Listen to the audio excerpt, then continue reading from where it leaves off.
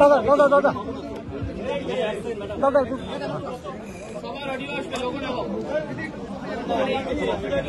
আমি আপনাদের ধন্যবাদ জানাচ্ছি যে আপনারা অনেকে অনেক দূর থেকে গরমের মধ্যে কষ্ট করে অনেকক্ষণ ধরে দাঁড়িয়ে আছেন।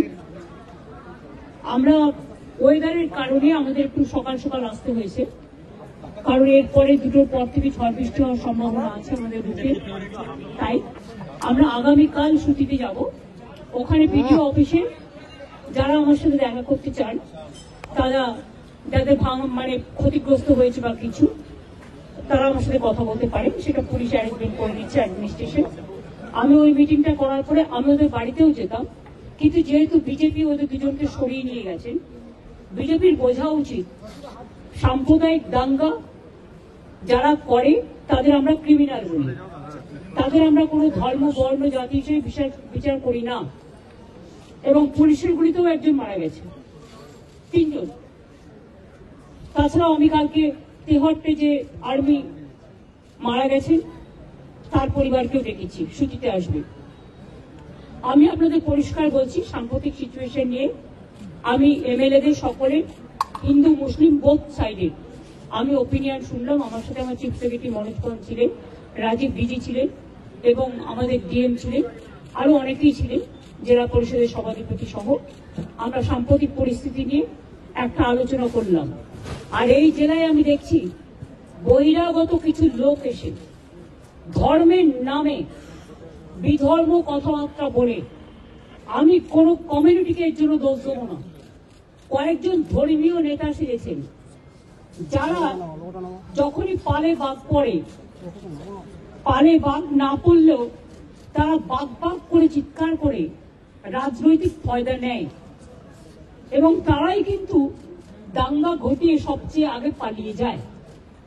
এই শত্রুদের গৃহ শত্রু, মানে যারা জেলার শত্রু, বাংলার শত্রু, আমি কাউকে শত্রু বলে মনে করি না, সবাই আমার মিত্র, কিন্তু দাঙ্গা যারা লাগায় তাদের আমি মিত্র বলে মনে করি না। পরিষ্কার কথা হচ্ছে, মুর্শিদাবাদ জেলার একটা ইতিহাস আছে, সংস্কৃতি আছে। একসময় মুর্শিদাবাদ জেলা আপনারা জানেন বাংলার রাজধানী ছিল। মুর্শিদাবাদ জেলাকে কেন্দ্র করে এবং যে দুটো পার্টে মাত্র 2টো ওয়ার্ডে গন্ডগোল হয়েছে, সেটাও কারা করিয়েছেন, প্ল্যান করে, কি করে করিয়েছেন, কিভাবে করিয়েছেন, আমি এই কটা দিন ধরে অনেক ক্রস চেক করেছি, রেকর্ডও করেছি। আপনারা অনেকে গদি media, sorry to say the word, এটা আমি বলি না, সব লোক বলে, যা খাইয়ে দিচ্ছেন আপনারা তাই খাচ্ছেন, কিন্তু সেটাকে বদ হজম হচ্ছে, সেটা হজম হচ্ছে না। এটা কিন্তু মানুষে মানুষে বিভাজন হচ্ছে। 2-3টে লোক আছে যারা এই গন্ডগোল পাকাচ্ছে, তারা নাকি বিরাট বিরাট ধর্ম নেতা, মানে ধর্মের নামে বিধর্মী নেতা, অনেক বড় বড় কথা বলেন। আর আর্থিক উৎস আমরা বিজেপির নেতাদের জিজ্ঞেস করবেন, তারাই বলে দেবেন।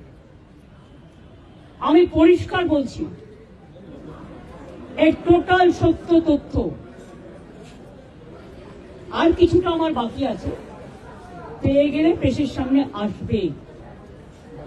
কারা করেছে, কিভাবে প্ল্যান করে করেছে। আমি নিজে হিন্দু নই, আমি নিজেও তো হিন্দু পরিবারের মেম্বার, তো আমি কেন হিন্দু মুসলমান করব? কিন্তু আমি যখন চেয়ারে থাকি বা কোনো রাজনীতি করি বা কোনো সংগঠনে থাকি, আমার কাছে হিন্দু মুসলমান শিখ খ্রিস্টান জৈন ঈসাই পারসিক সবাই সমান। আমি চাই না কোনো সম্প্রদায়ের লোক বাংলায় কোনোভাবে আক্রান্ত হোক। চক্রান্ত করে এত ভয় কিসে? তোমরা তো ঘুরে গেছো, ঘটনা ঘটার পরের দিনই মানবাধিকার কমিশন চলে এলো।